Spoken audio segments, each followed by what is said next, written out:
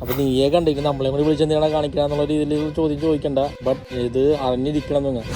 എന്താണ് ഞാൻ പറയാ, വയ്യ. ഹലോ ഒരുപാട് ഇന്നത്തെ വീഡിയോയിൽ ഹലോ പോലും പറയാൻ തോന്നില്ല, അത്രയും ഡിസ്റ്റർബ്ഡ് ആയിട്ടാണ് ഇരിക്കുന്നത്. ഇപ്പോൾ സെക്ടർ 36 എന്താണ് സംഭവിച്ചത്? എൻ്റെ പൊന്നുമോനെ പറയാൻ പോയിട്ട് ഓർക്കാൻ പോലും പറ്റാത്ത കാര്യങ്ങളാണ് സംഭവിച്ചത്. അപ്പോൾ അത്രയും ഡിസ്റ്റർബിങ്ങും ഹോണ്ടിങ്ങും ഷോക്കിംഗ് ആയിട്ടുള്ള കാര്യങ്ങളാണ്. കാരണം ഇത് ഇന്ത്യയിൽ 2006 നടന്ന ഒരു സംഭവമാണ്. അതിനെ ബേസ് ചെയ്തിട്ടാണ്. സാധാരണ രീതിയിൽ കാണുന്ന സീരിയൽ കില്ലറിൻ്റെ സസ്പെൻസ് അല്ലെങ്കിൽ ആ ഒരു വലിപ്പിക്കല ആ ഒരു സംഭവമൊന്നുമില്ല. വളരെ ഷോർട്ട് ആൻഡ് ക്രിസ്പാണ്. 2 മണിക്കൂറുള്ള പടം, പോയിന്റ് ടു പോയിൻ്റാണ് പരിപാടികൾ. നീട്ടി വലിച്ചുള്ള സംഭവമൊന്നുമില്ല. ആദ്യം തന്നെ നമുക്ക് നേരത്തെ തന്നെ പറഞ്ഞിരുന്നുണ്ട് ആരാണ് കില്ലർ, എന്താണ് സംഭവം എന്നൊക്കെ. പിന്നെ കില്ലറിൻ്റെ സസ്പെൻസ് അല്ലെങ്കിൽ നമ്മൾ ഗസ് ചെയ്യാൻ ഇവനാണ് അവനാണ് അങ്ങനെ എന്നുള്ള ഗസ്സിങ്ങിൻ്റെ ഒന്നും യാതൊരു ആവശ്യമില്ല. സംഭവം പോയിന്റ് ടു പോയിൻ്റാണ്. അതാണ് വേറൊരു പ്രത്യേകത. 1, 2, 3 പറഞ്ഞ പരിപാടികൾ പറഞ്ഞങ്ങോട്ട് തീർക്കുന്ന സംഭവം. കില്ലറിൻ്റെ ഒരു ബിൽഡപ്പ്, കില്ലറിൻ്റെ ഒരു BGM പോലും ഇല്ല.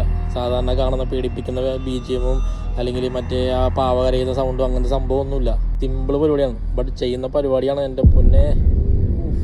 കിളിയെല്ലാം എന്തൊക്കെ ഉള്ളിലുണ്ടോ അതൊക്കെ അങ്ങോട്ട് പുറത്തോട്ട് പറഞ്ഞു. ആ ഒരു റേഞ്ചിലുള്ള സാധനം. നമ്മൾ ആ കാണാത്തതോ അറിയാത്തതൊക്കെ ആയിട്ടുള്ള ഒരുപാട് പടങ്ങളുണ്ടാവും. പല പല ഭാഷകളിൽ റൂറലായിട്ടുള്ള പടങ്ങളുണ്ടാവും.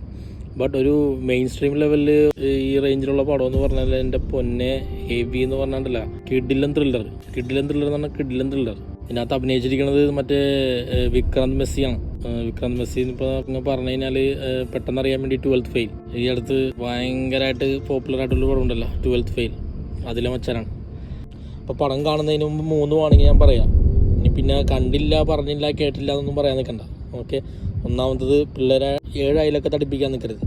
പിന്നെ രണ്ടാമത്തത് ഫാമിലി ആയിട്ട് കാണാതിരിക്കണം നല്ലത്. മൂന്നാമത്തത് എന്തെങ്കിലും ഭക്ഷണം കഴിച്ചുകൊണ്ടിരിക്കുമ്പോൾ കാണാതിരിക്കണം നല്ലത്. അപ്പോൾ കാരണം എന്താണെന്ന് വെച്ച് കഴിഞ്ഞാൽ ഒന്നാമത്തെ കാര്യം പിള്ളേർക്കുള്ള പടമല്ലത്. കാരണം വയലൻസ് എന്ന് പറഞ്ഞു കഴിഞ്ഞാൽ അങ്ങോട്ട് എക്സ്ട്രീം വയലൻസ് ആണ്.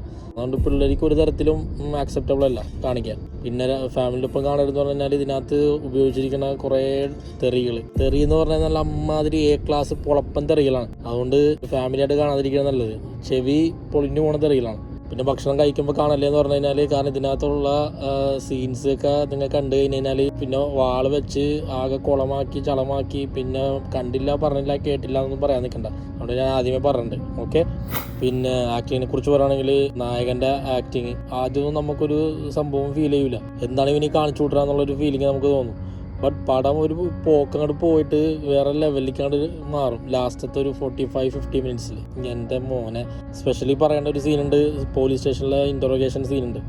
എൻ്റെ മോനെ അതിന് ആ ഒരു ഒറ്റ സീൻ കാണാൻ വേണ്ടി ഈ പടം കാണാം. വേറെ ഒന്നും നിങ്ങൾ കണ്ടില്ലെങ്കിലും ബാക്കിയെല്ലാം നിങ്ങൾ സ്കിപ്പ് ചെയ്ത് പോയാലും ആ ഒരു സീന് കാണാൻ വേണ്ടി ഈ പടം കാണാം.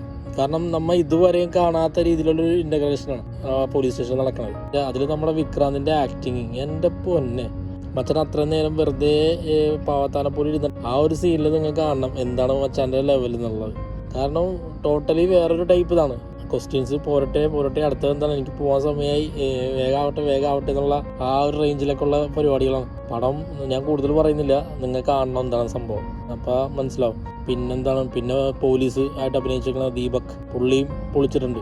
എനിക്ക് തോന്നുന്നു ഡയറക്ടർ 2 പേർക്കും ഈക്വലി ആ ഒരു പെർഫോമൻസിനുള്ള ഒരു സ്പേസ് ഡയറക്ടർ കൊടുത്തിട്ടുണ്ട്. കാരണം ആദ്യം പോലീസുകാരൻ്റെ അയിനാട്ടുണ്ട്, അപ്പോൾ മറ്റവൻ സൈഡായിട്ട് നിൽക്കും. പിന്നെ ഇവൻ അങ്ങോട്ട് ഇറങ്ങുമ്പോഴത്തേക്കും പോലീസുകാരൻ സൈഡായിട്ട് നിൽക്കും. ആ ഒരു റേഞ്ചിലുള്ള ഒരു കളിയാണ്.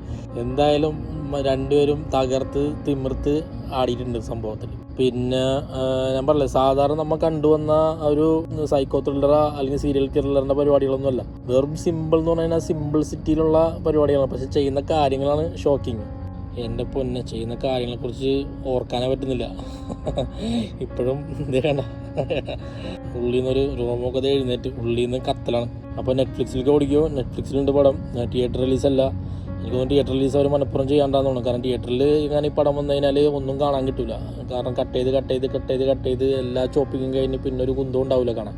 കാരണം ഈ പടത്തിലെ മെയിൻ കോറ് അല്ലെങ്കിൽ ഒരു വെറൈറ്റി എന്നുള്ള സംഭവം എന്ന് പറഞ്ഞു കഴിഞ്ഞാൽ ഇത് ഈ പടത്തിൻ്റെ സീരിയൽ കില്ലറിൻ്റെ ചെയ്ത്തുകളാണ്. അപ്പോൾ അത് മൊത്തം കട്ട് ചെയ്ത് പോയി കഴിഞ്ഞാൽ പിന്നെ ഒരു കുന്തവും ഇല്ല. അപ്പോൾ നീയെ കണ്ടിട്ട് നമ്മളെ കൂടി വിളിച്ചെന്തിനാണ് കാണിക്കുക എന്നുള്ള രീതിയിൽ ചോദ്യം ചോദിക്കണ്ട. ബട്ട് ഇത് അറിഞ്ഞിരിക്കണം നിങ്ങൾ. കാരണം ഇത് ശരിക്കും റിയലിൽ നടന്നിട്ടുള്ള ഒരു ട്രൂ ഇവൻറ്റ് ബേസ്ഡ് ആയിട്ടുള്ളൊരു മൂവിയാണ്. അപ്പോൾ അതുകൊണ്ടാണ് ഞാൻ നിങ്ങളടുത്ത് റെക്കമെൻഡ് ചെയ്തത്. അല്ലാന്നുണ്ടെങ്കിൽ ഞാൻ കണ്ട് ഇനി ആരടുത്തും മിണ്ടാതെ ഞാൻ ഇരുന്നേനാ. ബട്ട് ഇത് നിങ്ങളടുത്ത് പറയാൻ കാരണം ഞാൻ അതാണ്, ഇങ്ങനെയുള്ള സംഭവങ്ങൾ ചുറ്റുപാട് നടക്കുന്നുണ്ട്. അപ്പോൾ ഒരു അവയർനെസ് ഉണ്ടായി കഴിഞ്ഞാൽ നല്ലതല്ലേ എന്നുള്ളൊരു തോട്ടിലാണ് ഞാൻ നിങ്ങളടുത്ത് പറയണ സംഭവം. നമ്മളെ വീട്ടിലുള്ളവരൊക്കെ എത്രത്തോളം സുരക്ഷിതരാണ്, രാത്രിയൊക്കെ അവർ പുറത്തൊക്കെ പോകുമ്പോഴും അല്ലെങ്കിൽ നമ്മളെ വീട്ടിലെ പിള്ളേരായാലും എത്രത്തോളം സുരക്ഷിതരാണെന്നൊക്കെ നമ്മൾ ചിന്തിക്കണം. അതായത് ഇപ്പോൾ അപ്പുറത്തെ വീട്ടിൽ എന്തിരുന്നാലും കുഴപ്പമില്ല, നമുക്കില്ലല്ലോ എന്നുള്ളൊരു ചിന്താഗതിയാണ് എല്ലാവർക്കും ഉള്ളത്. അത് ഈ പടത്തിലും അങ്ങനത്തെ ഒരു സംഭവം കാണിക്കുന്നുണ്ട്. പക്ഷെ അവനവന് വരുമ്പോൾ അത് വലിയൊരു പറയാൻ പറ്റാത്തൊരു ലോസ് ആയിരിക്കും. Prevention is better than cure എന്നല്ലേ. അപ്പോൾ ആ ഒരു പ്രിവെൻഷൻ എന്നുള്ളൊരു ഓർമ്മിപ്പിക്കാൻ വേണ്ടിയാണ് നിങ്ങൾക്ക് ഞാനത് റെക്കമെൻഡ് ചെയ്യണത്. അപ്പോൾ കാണാൻ താല്പര്യമുള്ളവരൊക്കെ, അപ്പോൾ ഞാൻ എല്ലാവർക്കും റെക്കമെൻഡ് ഒന്നും ചെയ്യുന്നില്ല. സാധാരണ പറയുന്ന പോലെ എല്ലായിടത്തും പോയി കാണാനൊന്നും പറയുന്നില്ല. ഈ ഒരു ടൈപ്പ് മൂവി ഇഷ്ടപ്പെടുന്നവരും അല്ലെങ്കിൽ ഈ ഒരു റേഞ്ച് ഫോളോ ചെയ്യുന്ന ആൾക്കാരുണ്ട്. അപ്പോൾ അങ്ങനെയുള്ളവർക്ക് എന്തായാലും ഒരു ഐസിങ് ഓൺ ദ കേക്ക് ആയിരിക്കും ഇത് സംഭവം. അപ്പോൾ രണ്ട് അഭിപ്രായം അറിയിക്കുക. അപ്പോൾ അടുത്തൊരു ഇടിവെട്ട് പടമായിട്ട് വരാം. Till then bye.